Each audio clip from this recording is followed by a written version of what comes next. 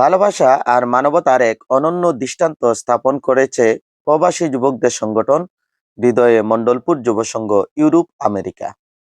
সুনামগঞ্জের ছাতক উপজেলার মণ্ডলপুর গ্রামে সংগঠনের অর্থ সম্পাদক জাবেদ হোসেনের স্বদেশ ভ্রমণ উপলক্ষে বিতরণ করা হয়েছে 60টি স্ট্রিট লাইট এবং 100টি শীত বস্ত্র।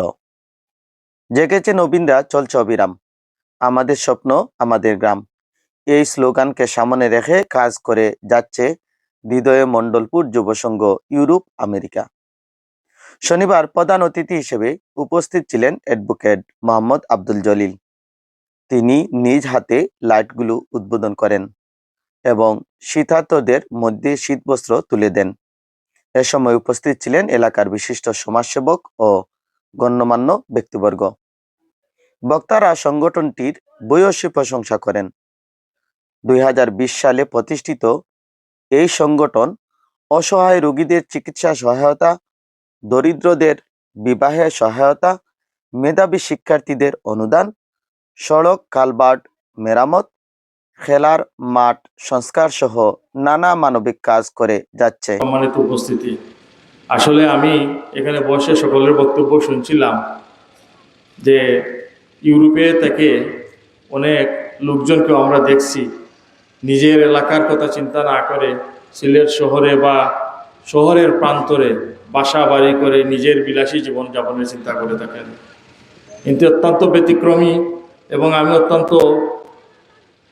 আনন্দিত হলাম যে এই মণ্ডলপুর গ্রামের আমার প্রিয় প্রবাসী যুবক ভাইরা প্রবাসে অবস্থান করে নিজের গ্রামের উন্নয়নের কথা চিন্তা করেন, নিজের এলাকার হতদরিদ্রদের কথা চিন্তা করেন, নিজের এলাকাকে আলোকিত করার কথা চিন্তা করেন।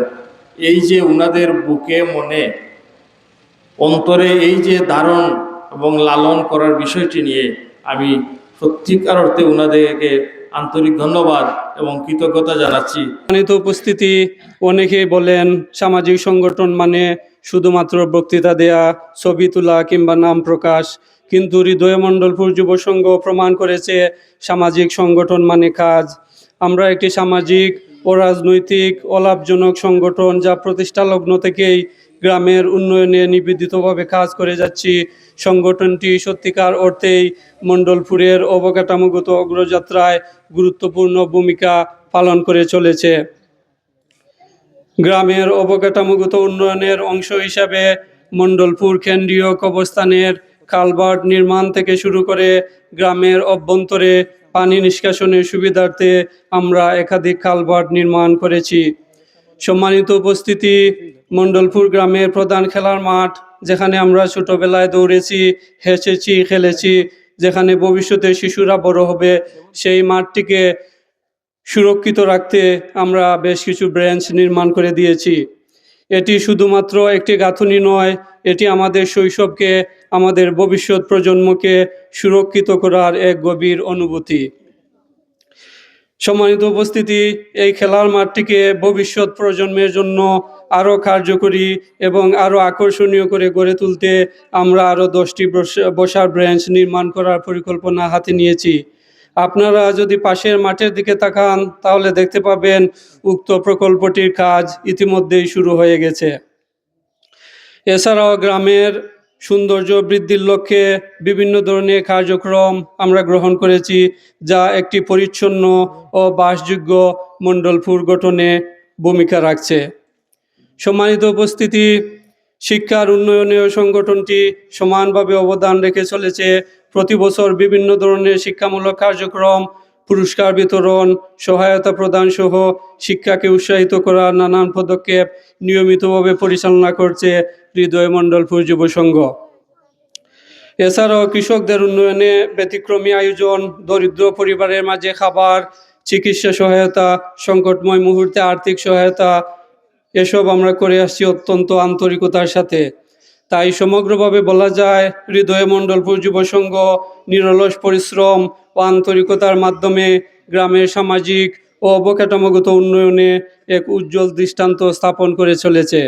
আসলে একটি সমাজের উন্নয়ন, অগ্রগতি সবকিছুর উপর নির্ভর করে এরকম একটি যুব সংঘের উদ্যোগে কোনো অনুষ্ঠানে এই যুব সংঘের মাধ্যমে গ্রামের বিভিন্ন উন্নয়নমূলক কাজে যারা বিভিন্নভাবে নিজেদের স্বার্থ কথা চিন্তা না করে বৃহৎ অর্থে যারা গ্রামের এই উন্নয়নের জন্য কাজ করে যাচ্ছে, আমি আমার পক্ষ থেকে তাদেরকে আন্তরিক শুভেচ্ছা জানাই এবং তাদের উত্তরোত্তর সাফল্য কামনা করি। তারা যাতে ভবিষ্যতে এই গ্রামের বিভিন্ন উন্নয়নমূলক কাজে তাদের নিজেদেরকে আরও ভালোভাবে নিয়োজিত করতে পারে। গত বছর ঠিক এই জায়গায় আমরা একটা অনুষ্ঠান করেছিলাম, হৃদয় মণ্ডলপুর ইউরোপ আমেরিকার।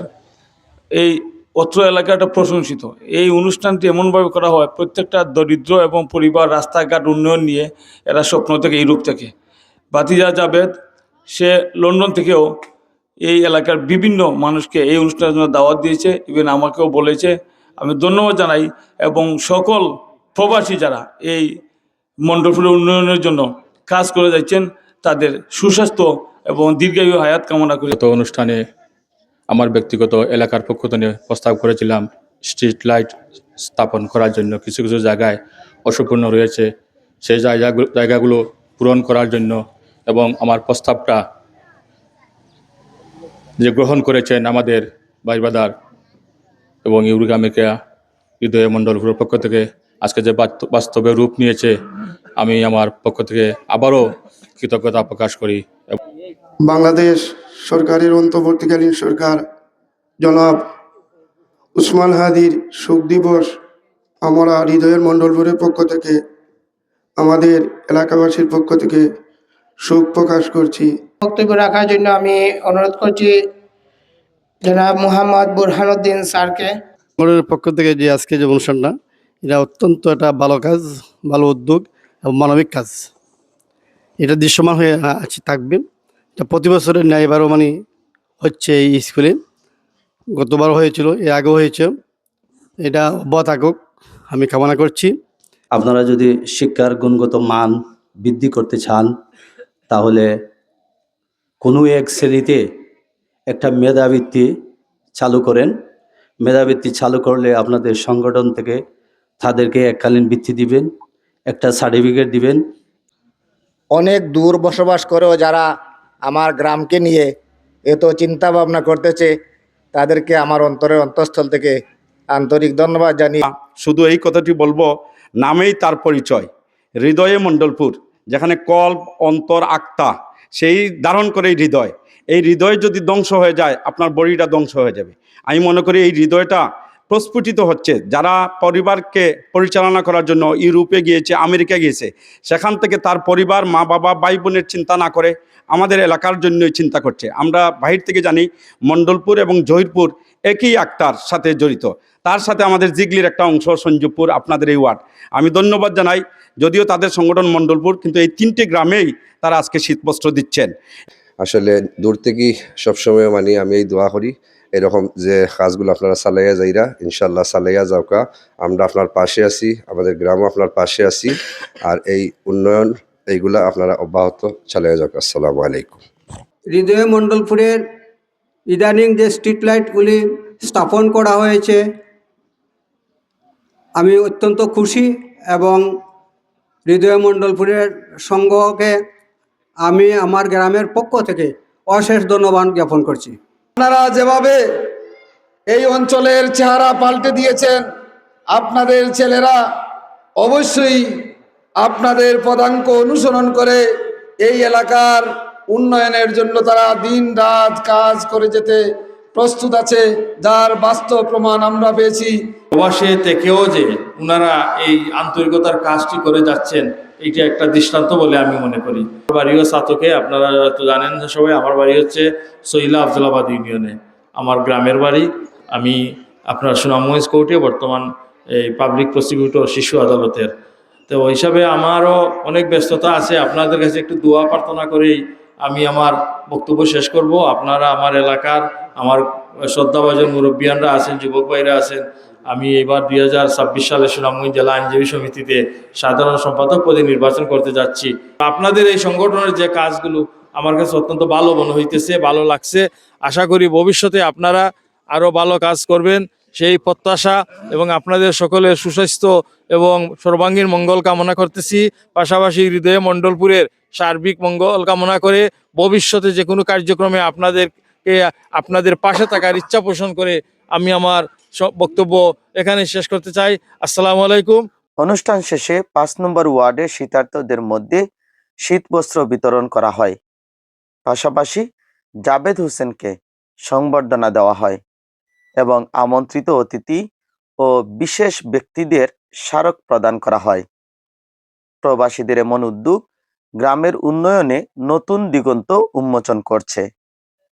মণ্ডলপুর থেকে আব্দুল কাদির সুজনের ক্যামেরায় জিয়াউল হক জিয়া।